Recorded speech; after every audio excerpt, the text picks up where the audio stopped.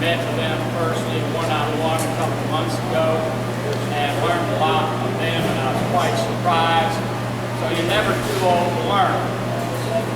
And I think to a lot of you adults, you've been coming up here for many years, and perhaps you don't know a lot of history of around this geographic area known as Capital Vineyard. So they're going to share that time with you. And if you have any questions, I'd like for you to maybe write them down and don't interrupt them as they're giving their presentation. There'll be a period of time of question and answer time. But I think you'll enjoy listening to them. I know I did, and William Murphy. I'll talk to him about him a little bit later after these young get through. So, which one of you want to go first?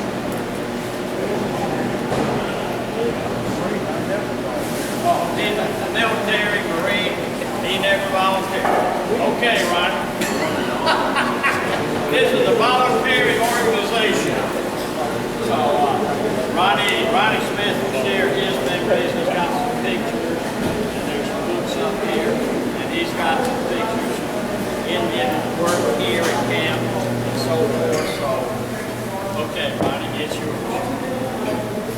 Well, like I said, I'm Ron Smith, and one of the most unique things that's happened to me today, Ted came to me, the membership card, he says, "Is this your signature?" And I looked at it and said, "It definitely is," and that was from June 1962. Well, they're right here. I was looking at them a while ago. There was 3 across of it. There was mine on the signature card. There was a second one by John Richard Long, and then there was a third one by Kurt Sullivan. And Kurt Sullivan was the lodge chief before John Richard. John Richard was the lodge chief before I was. So between the 3 of us, we had 12 years from 1951 to 1963 as the lodge chief. All 3 of us were area chiefs. Kurt was, so was John, so was I. I served on the camp staff for 4 years, 59 through 63, and the lodge chief for 3 years and area chief for 62, 63. And some unique, it's like I said, here's a picture, and there's Kurt Sullivan, John Richard. And that's got to be probably early 50s. I would imagine probably about 1955. Because, and when I saw this picture for the first time, man, Kurt Sullivan sent them to me about a month ago. Kurt lives out in Idaho, and when I saw it, I couldn't believe it, because what I'm thinking is, these 3 gentlemen right now, they're in headdresses and so forth. And I'll be willing to bet you they're right before an ordeal ceremony, they're dressed, they go to an ordeal ceremony probably on a Friday night. Because we always had tap outs on Thursday night and an ordeal ceremony on Friday night. And this was 10 of them a week, because summer camp went 10 weeks. Had a staff week in summer camp for 10 weeks. And when I came to camp, I was here for 11 weeks.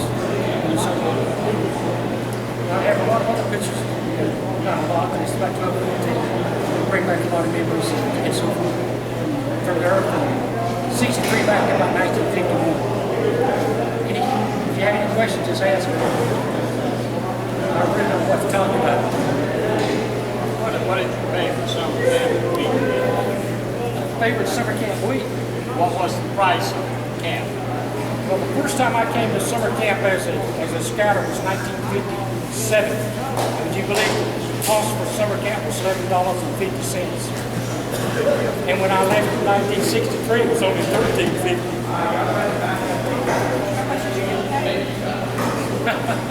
Hey. Just about. You got food. I worked on the camp staff for 4 summers, and the first summer I worked was like the assistant canteen director. There's only 2 of us, and I made $5 a week. Of course, I got room and board too. My mom and dad were they're glad to quit it. The last summer I worked, I was the scout craft director, and I was $25. So that's the most I ever made, was $25. What year did you get it? I became a visual honor June 9, 1961, 16. 61. That's older than you.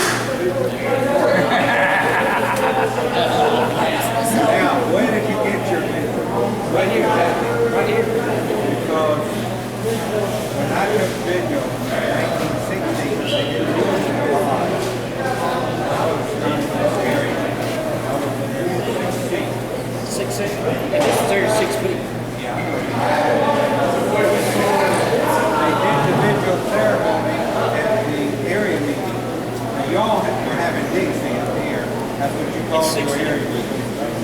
We didn't call it that. And we had a vigil, all our lodges at the area meeting. So we only had about 2 people from each lodge to go to the vigil. How did y'all have? 1 or 2? You didn't put that many people. No, like I said, I went through in January 61. And as far as I remember, I think there was 5, there was 3 boys, 2 adults. And we always did it, it's in the, probably it was always usually the first or second week of camp. You go through on visual combat would be on a Friday night. And then you go to the visual on Friday night and the visual ceremony. We would have out at the area on Friday night, Saturday night, we'd have a vigil ceremony on Sunday morning. And that was for all the lodges. The lodges would have like 1 boy under 21 adult represented. No more than 2 for each lodge. And I was 20 years old, so I was born. I've been lodge chief and area chief before I got this. I was in college. I had to wait till the area meeting to go through. What was your total membership? Yeah, I was trying to have 50 or 60. That's why you were so low in vigil nominees for the year. I don't know, but I'm just guessing. Somebody else might know more about it. Now it's based on your membership, on how many you can have. We can have no more than 13 in our lodge. When they first started out, they were before about 1960, so it was all adults getting bigger. Right. And there was some point in there in the 50s that National said, you got to start taking on young people. I know when I went through, there had to be as many boys that the adults couldn't outnumber the boys. And That was a new rule by the we never, like I said, I don't ever recall us ever doing any kind of vigil lodge in an area that was always going on. So the vigil ceremonial team in our area 6C, all adults. And they've been doing it for years. And they had some of the most fabulous Indian outfitting. These adults had, they had the money for years to put them together. And I always was real impressed by the vigil ceremonial team. Did you have youth or adults that portrayed the ceremony team? That what? Did you have youth or adults that were part of the I ceremony just said team? it was all adults. All adults at that time. No youths were It was involved. an area ceremonial team made up of adults from all throughout the area. They did it every year, same adults. Same adults. Well, here, there was no adults on any ceremonial team, it was all boys. You had to be under 21. Well, that's the way our lodge ceremonial team was, it was all boys. But I'm talking about the area committee now. But, like I said, summer camp was 10 weeks long, and every Thursday night you'd have a tap out, and then the ordeal would go Thursday night, and then the ordeal ceremony on Friday night. And probably, let's talk about membership, probably at the end of the summer, the lodge membership, but you'd probably pick up about 25 a week in the ordeal, by the fall lodge meeting, everybody would renew the membership. The membership of the lodge was about 500. It was a big lodge. And we'd go to an area meeting, we would carry the largest contingent, was 50 boys. And like when we had it here in 1960, John Richard was the lodge chief. And we had 50 here, well we actually had 50 because it was here, but the limited factor was this dining hall, and we could only seat 250. And famous style, everybody came in, sit down, and eat crowd. But it was only 250. And I think probably that year we had probably 70 or 75, because every lodge that didn't bring anybody, we picked up somebody else.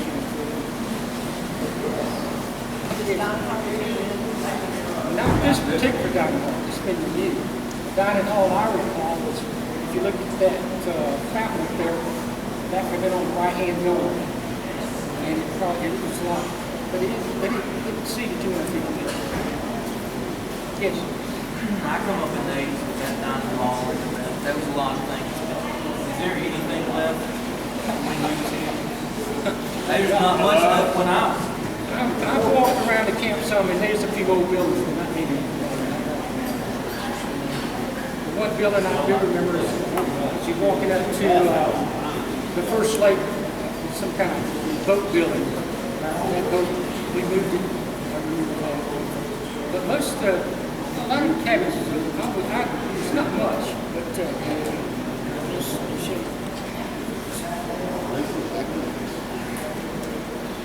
Some of the cabins at the Midland building now is about, and the crafts building. That's not. One of the original buildings was sitting in Malden, in Malden's Culture Center. now, the craft building is there. It was there. Same. In fact, I got a picture, you'll see it, but the oldest building I remember was, Y'all use no way lodge. no, we didn't. No. This was, I'll pace it around, this was what we call our OE building, OE Lodge. And it was a log cabin, you know, where the health cabin is on the side, just right above it. You sit right there in a little meadow. It's a bigger meadow than it is now. But we used that. That was our, what we call the OA Lodge building. And we kept everything there, all our headdresses and everything. We work out of that. That log cabin was on the property when the cow was born. Yep. So what did y'all use the old building for? The only time we ever used it was just used for staff in the summer, and I never used anything with it for summer staff. I didn't like it. I refused to sleep up here because I had to walk up to these steps to get to it. And it was always usually the staff that used it was the Waterfront staff. They still serve because it was around the lake. Because in those days we didn't have 2 lakes or 3 lakes. Except one. First one. Okay, you can hold some questions that you can ask later, and we'll let Harry give his memories from the 40s. And he started in the lodge in 1940, and he showed me his unusual felt sash that he had, and he says he was so surprised and unhappy about it. But he can share that with you if he wants to. I saw it, and I still would be very honored to have it. But anyway, Harry, if you'll share some memories of yours.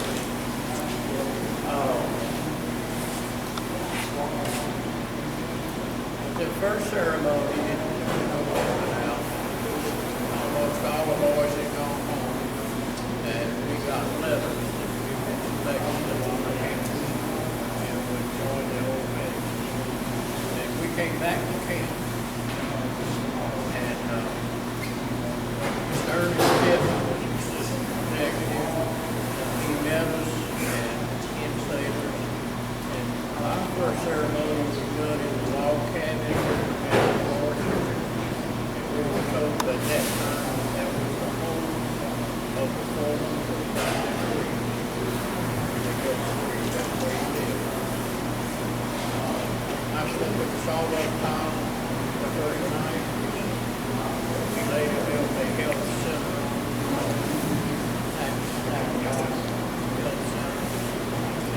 I got warm at night because stupid sawdust generate heat.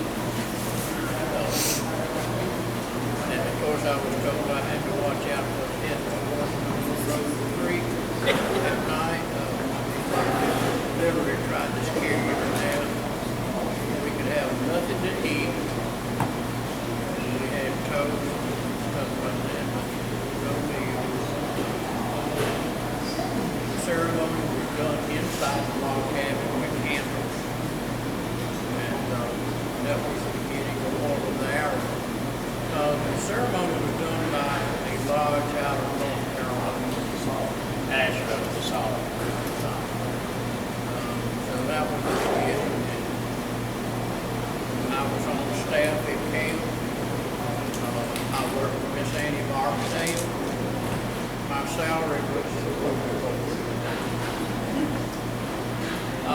$4. Uncle Joe Piker, old Piker Roofing Company, built a big copper tank that set out here. And I got to build a fire under it, get the water boiling hot. The grub boys wash the plates in one big dish pan, reach them in a second, put them in a basket, and I roll the basket into the water for 15 minutes.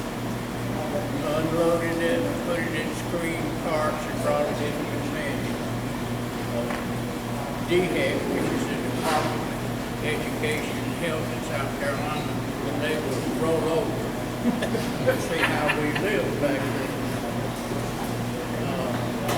At that time, we operated all the cabins for light. Off the Delco generator sat out here in the building. A young man named Jude Cannon on his father, Antiques and Green, took care of the generator. It was a DC. One light bulb in our cabin. Jude came in, set the code, and Mr. Wiggs, who was the executive at the time, we wired the whole cabin to AC. All according to code now, I tell you, we just nailed a clip up on the tree and hung the wire to it. We did manage to put a switch valve on the door so we got to turn the light on. On staff, we came in pretty early and we did the repairs for the staff. Locks, screens, whatever. My first year at Camp on William was a Cook Scout in 1938. We had the cabin out here over here. We checked into the big building at the top of the staircase.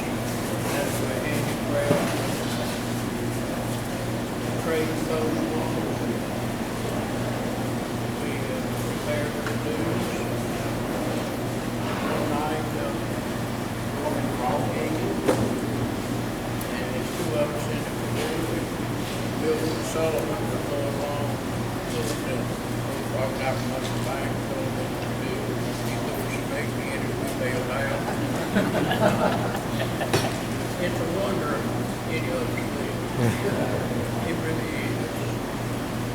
Question, did you know that Mr. Llewellyn Underwood was like, Oh, yes. Mr. Underwood was the most fascinating I see him man. right there. He used to do, he would wind himself up with his arms and legs and tell us now, don't touch me. When I'm doing this, don't touch me. I understood his family, it had certain people or something, I'm not sure. I'm not sure about that. Mr. Llewellyn was, he was the lodge advisor when I was a lodge chief, and Mr. Llewellyn, he was from the Scoutmaster down in Greenwood. Yes. And he was Division Honor, and he was always the oldest Division Honor member I ever knew. And he always said he was a charter member of the lodge, and probably was. Yeah. He was a bishop. Yeah, oh, yeah. Yeah, he's wearing the bishop sash right here. Oh, This is him. okay. I don't recall that name in our research. L.L. Llewellyn Underwood. I've heard the name, but I never knew him personally. He was still active when I first started coming up here about That was before my time, right? All of it. Max Rice was the chief. Earl Rice was the chief. Is that the Earl Rice Madison? Yeah. Milton Sullivan, who we call Bubba. Milton was in the lodge. They do the job, all kind of swapped around. Ted, you need to get these last chiefs, he knows, because I could go from 51 before, but I can't go back past 51. James Orders, his dad owned the Order of Mattress Company. James wrote, they got a truck up on the road down north of the town. We would go down to Highway 25 to the entrance to Wildwood Park, they go there, still go there.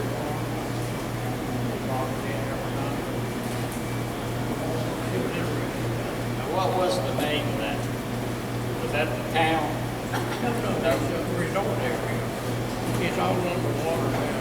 Oak Watershed. Well, I had heard it was called Tiny Town. Is that correct or not? Well, that's where the building was, where the water went. Okay, that's what we now call the Greenville Reservoir, was this village. Underneath.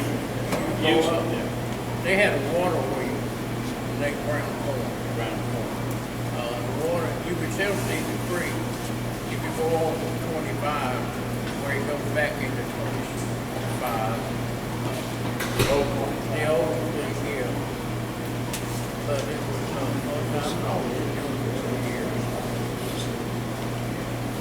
Still stayed in camp all night, couldn't go down. All right, they might recall it, but the other gentleman who isn't here, he was kind of in the late 40s when he came along in the OA, and he was sharing with me, he used to drive a pickup truck with non-perishable foods in it across the Poinsett Bridge and drive over to Camp Stanley Harris on Thursday nights. And along that trip in another vehicle went some Arrowmen, and they did their Indian dancing over there and then returned back to Camp Old Indian. And this was done every week because they were still doing the Wednesday night like we do, but on Thursday nights they went over there. William remembers that happening and that because he was over there living just about all summer long because that was it. He was in charge of the whole group at that time of scouts that were considered Black African Americans. And that, so, and then when they sold that property and integration started, well, then William started coming over here and assisting Ernie Bailey, who kind of ran camp here for quite a long period of time.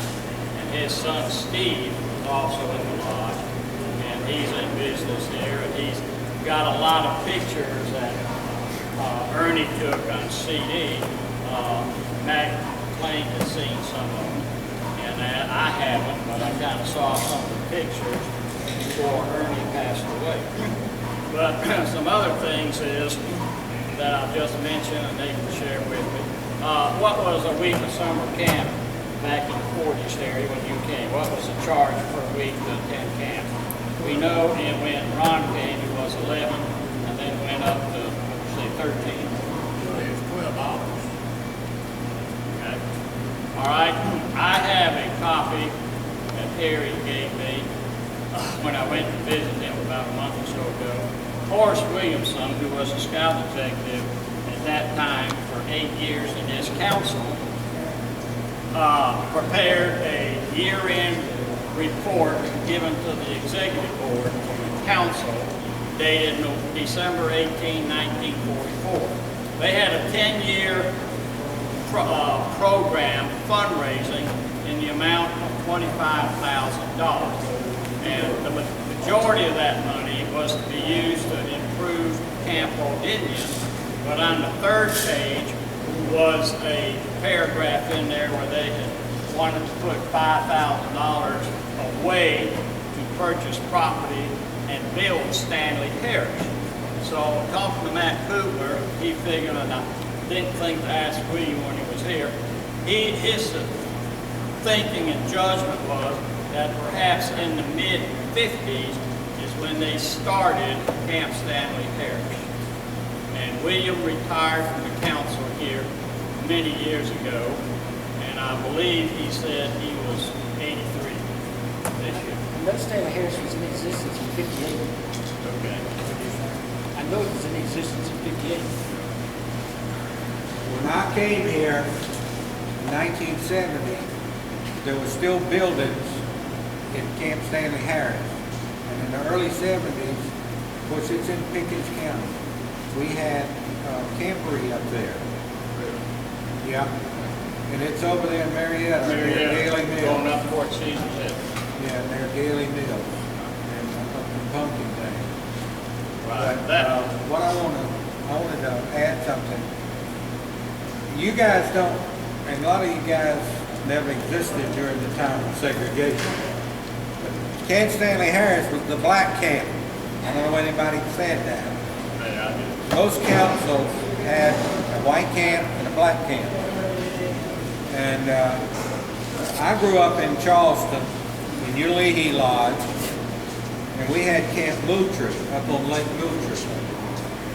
And in 1958, when I was serving as area chief, and I had been lodge chief, the scout executive called us up and said, "We want y'all ceremonial team to go up to Camp Moultrie, and we're going to induct some of the black staff members into our lodge and start a OA chapter up there."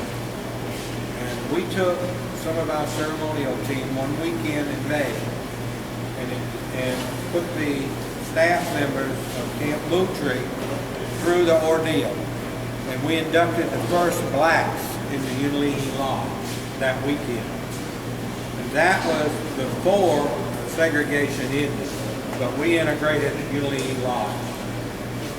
And I'm not sure, William Murphy told me before he left that he was the camp director over at Stanley Harris, and they went over there and they got him, they brought him over and put him through the ordeal one weekend.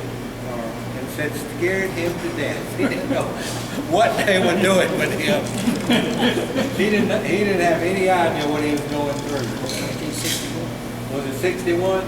Okay, in 61.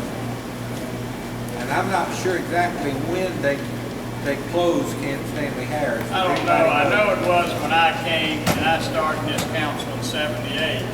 The scout executive back that time was Lamar Sheets, and they sold that property basically for timber. The lake was still there, but they sold that property, and They were not we had using some it. They were not professional using it in situations at that time. Yeah, they were not using that camp in 1970. So it closed sometime before that. But some of them can remember going to that camp. We had the same thing in North Florida, Jacksonville, and some of you collectors might have seen it, but we had a black camp there called Camp Francis Johnson, who was an elderly gentleman that donated a lot of time to the OA, very similar to a lot of ours that are gone. David Payton did a lot of things with health lodges in his memory. He donated the ice machine. I mean, he just donated a lot. But anyway, this gentleman donated that property, and I can remember when we hosted Contemplative down there, we would go over there to rehearse our group dancing. It wasn't that far from Camp Chocody in Orange Park. And back then, our Indian dancing was way back. We had body painting, where we painted the bodies of all the boys with a washable colored solution, and they were body painted face all the way down to their feet. They didn't have a whole lot of outfitting at that time in that era of years. And then we also performed a lot of ceremonial dances, which no longer are authorized, as well as the body painting is no more authorized. But it's come a long way over the many years, and a lot of you probably did not know a lot of the history that went on here. Camp Old Indian's been here a long time, and Callahan Road out here was named after some family of about 3 or 4 homes up here on the old road that went up to the top of Glassy, where now, of course, we have a subdivision built up there, and I know years ago we headed up that way, and our professional advisor then was Curtis Howard, who grew up here as a youth and all that. Well, we went so far because they were mountainous hillbillies, and they weren't afraid to shoot anybody. So we got so far, we lost a boy in camp that weekend, and we finally found him. But there's a lot of history to it.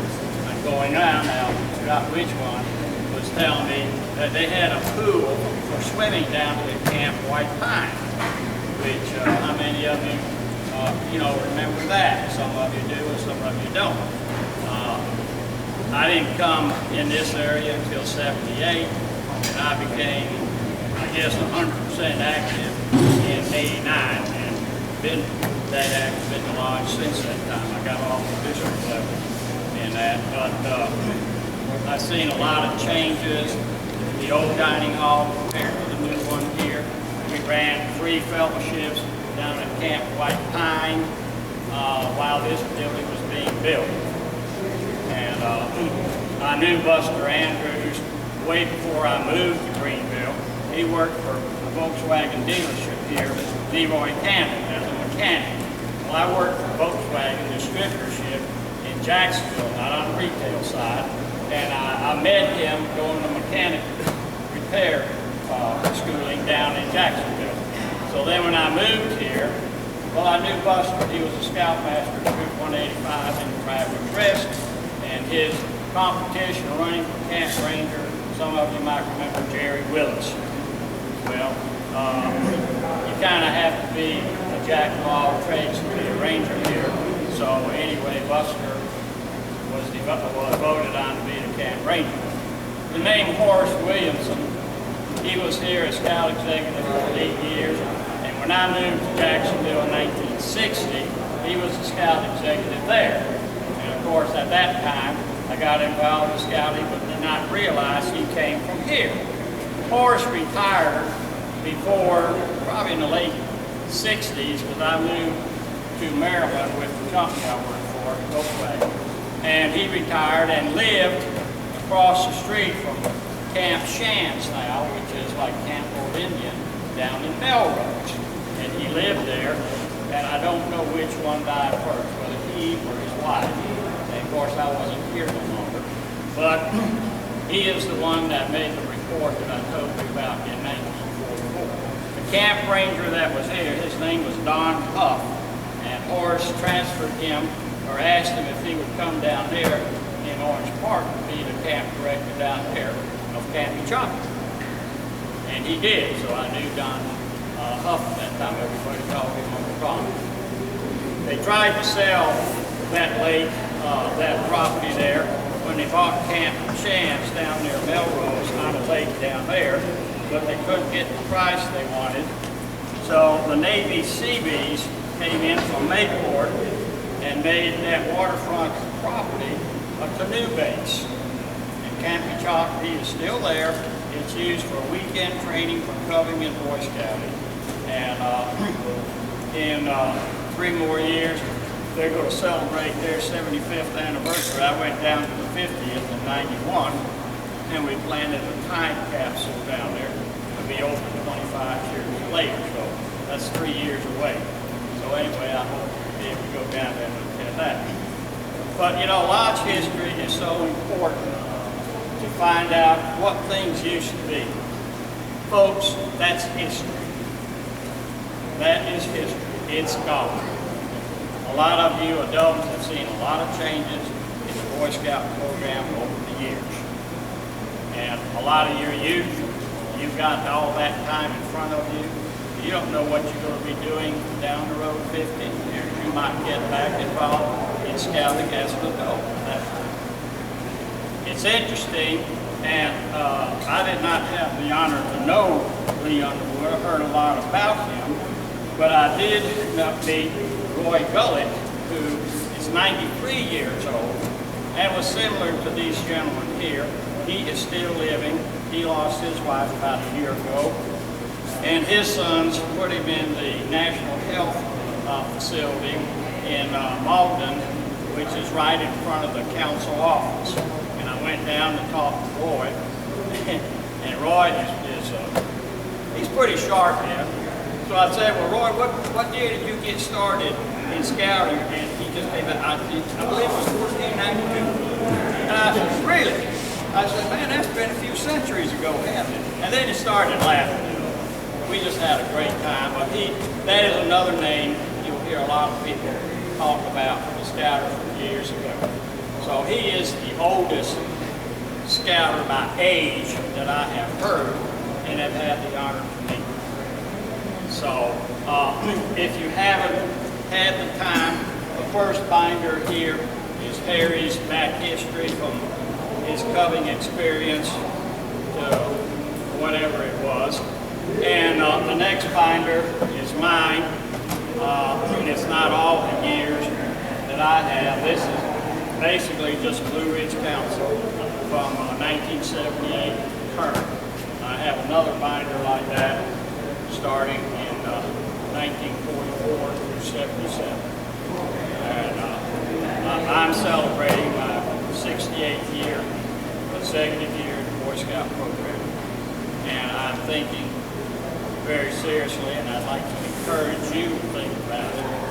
In 2 years, the OA will be celebrating their 100th anniversary.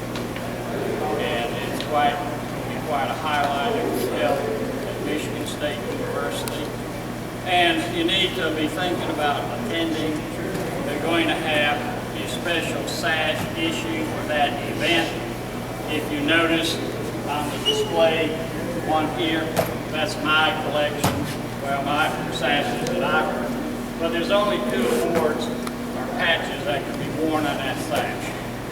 The 50th anniversary, 10 years later, they came out with the 60th anniversary. Those are the only 2 authorized patches to be worn on any sash. The legend of the Indian history, which is there, is not authorized to be worn on the back of that sash. You will see them, but it's not authorized. I had the honor of knowing Dr. Goodman personally, and he was there in January of '66. He came down and he made the announcement that he and his wife were moving down there, and he was moving his membership to our lodge. Well, at that time I was a lodge advisor, so I wrote the National, and in '71 when he moved down, I presented him this scrap book of close to over 700 flags from the lodges at that time. There's nowhere near that we have today. But anyway, he was quite surprised. And then the pictures I have in Maryland, the chapter, which was over 3,500 chapter. The lodge was close to 8,000 membership of the Washington National Capital Area Council. And we invited he and his wife up, and at that time I had him sign in red ink, which he normally autographed on my Ordeal Road sashes. He was a wonderful man to know, and I had the opportunity in 1951 to have the opportunity to meet, we called him Uncle Otto from Detroit Council, who was in his late 80s, went to the 7th World Boy Scout Jamboree in Bonneville, Washington. And spent 21 days on the ocean, going over to Europe and coming back. Today he flies abroad. Of course, you're painting, but I had the opportunity to know Greenbar Bill. We had sessions and meetings going on, passed time on the boat. I looked at the book that John Thompson had. There's a name in there, Charles Easton. He was the band director for the band from that contingent, which I played in, and another friend of mine. There were 3 of us that went from the same troop in Hendersonville, which my dad was a scoutmaster of. So we played in the band. Of course, every time we entered the port, well, we had a play. When we opened the ceremony at the Jamboree, each country that had a band, we formed a big parade and went in by country into the main arena. We had over 85,000 attending the Jamboree itself, and that included youth and adults.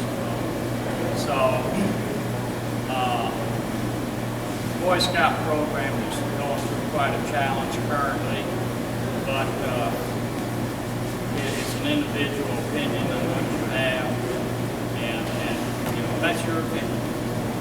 And you know, we've had this problem before, we got it now, and guess what? It's in the future. So anyway, that opinion. All right, any other questions you'd like to ask Terry or Ron? I talked about some that I got from Bobby Bank. Oh, this one display case here Harry was talking, or Ron was talking about his signature on some of those membership cards. That's where he was. Kurt Sullivan is coming from Idaho next month, and I'm hoping to have the opportunity to meet him. He was our first vigil member, I believe. But anyway, I'm hoping to meet him. And then the other one, the felt sash on top, is the one that Bobby Bain got in 1947, and his registration card is there, and it says his dues are paid through July 1948. And back then, you didn't have the honor, and it has the lodge number, not the name. Now the one that Harry has, I have a copy of his, and he has a copy of his book. Doesn't have the name or the number of the pod. So you can see how times have changed. Now, if you look at the one from 47, you'll see a very similar design in there. For those of you that are collectors, you know, we had the second patent we call oval or a football. Well, I looked at that, and of course today, the national logo is on your membership card. So I looked at that and I thought, it looked very familiar. It was a quiver with arrows sticking out of the quiver, a bow, and a shield. And I thought, gosh, I wonder if somebody looked at that and that's where they got their idea to make the football. Very true. Ronnie sent me an email where Kurt Sullivan helped design that patch in 1952. So my thinking along that line was correct. And the S1 flap came out in 55.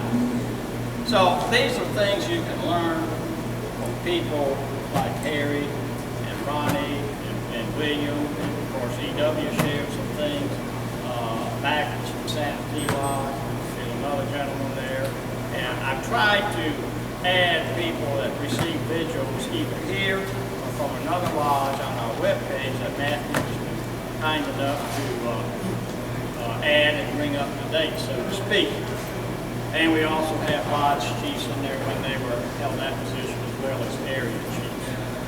But, you know, the opportunity there is to have fun in the OA. However, your primary responsibility is to your unit. And let's not forget that.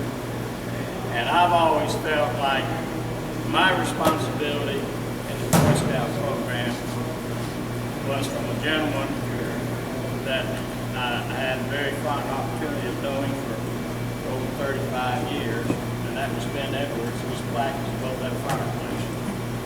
And Ben's slogan was, if you're early, you're never late. And he was very unhappy when that plaque was uncovered with his name on it. I knew Ben when he started, and Daniel Moon Council, his wife Pat, still living with one of her daughters in Martinsville, Virginia. And I have a lot of fond memories of Ben. And you know, to me, that's what scouting has. I lost my dad when he was 47 years of age. He was my cub master and the scout master. And he was not around when I got my eagle. I lost my dad before I graduated from high school. The following year in 54, Hendersonville, and my dad has my eagle. And I wanted to give back to scouting what he gave me in cubbing and a few years in scouting under his leadership. And I always addressed him as Mr. Driver. He wasn't Dad to me. And I've seen a lot of that happen over the years in scouting, because there are a lot of father-son related in cubbing and scouting. But you know, these things stay with you for many years. So my goal was 50 years. And I had a highlight. When I reached that time, Jerry Ratcliffe was a National Scout Executive, and he started his professional scouting here in Blue Ridge Council. It was a DE for Anderson District. So, you know, you don't realize, at the time what scouting can do for you over the years. And then as you become older, you can look back and say, yeah, I remember that time. And, you know, I just have enjoyed myself, and I have fun. As I say to a lot of my very trusty brothers that I have met here in this lodge, I value their friendship very, very much. But I just can't do the things that I used to be able to do anymore. But my heart and soul is still to serve the Lord. And I've had that for many years. And I miss those that have left and passed away from the council. I had some very fine friends. And the bottom line, I guess, what I'm trying to say is what you put in your life is what you get. And it's just something that's hard to explain. Working with young adults that I see and work with coming through the lodge as lodge and chapter officers, gone to college and come back. A few years ago, we had two of them, Garrett Riddle and Josh Hicks, the lodge chiefs here, and they both went to Clemson. They were roommates. They were both our professional advisors for probably no more than 2 years, and they left. But I saw those boys and worked with them as youth. And, you know, it's just, all right, any other questions you want to ask? Yes. I am going to ask a question, but not to you. Okay. For these guys right here, and I'm going to look at Mr. Johnny Bray, he's the advisor for the history book and all that. Gentlemen, and what I'd really like is we move toward the 75th anniversary of this lodge in a few years, the 100th anniversary of OA. I'd really like to see you guys take some time over the next months and just sit down and write down some of your experiences. Okay, those of us who were not here, I grew up in Asheville in the Daniel Boone Council, but you know, this is my home now. But I'd really like to have this as we move forward to include in our history book that we've got to turn into National OA in 2015, but also include it here so that the youth here in the future can look back. I mean, I was just absolutely astonished when Ted told me that Harry was still around. I was like, holy moly, this is great. A guy from 1940 when this thing started, this is fantastic. So those type memories and experiences are critical to a lot of us. Mainly, I know a lot more adults than the youth, but the youth may come into this later to be able to refer back to this. So I really would like you guys to just sit down and start pinning up some things, and as we continue to reach out to other former members or older gentlemen who were in the OA or associated with the Blue Ridge Council. So if you guys could do that over the next couple of months, if you want to contact me, Ted or Johnny Ray or myself, doesn't matter. Huh? I'm retired. Yeah, I know you're retired. You've been that way for quite a while. Since you were here before dinosaurs, but I mean, that's beside the point. But I really would like to be able to read those stories. I mean, it's very interesting hearing a lot of them today, but it would be nice to be able to go back and read those and incorporate them into a history of the Attakullakuwa, the lodge and Camp Old Indian.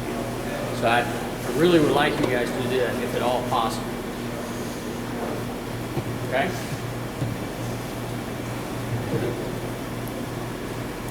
Did I hear you say that William Bertha was still living? Yes, he was here. When it was up He here, was in the wheelchair. William is more or less confined to a wheelchair. When I went through with that, I see 393 and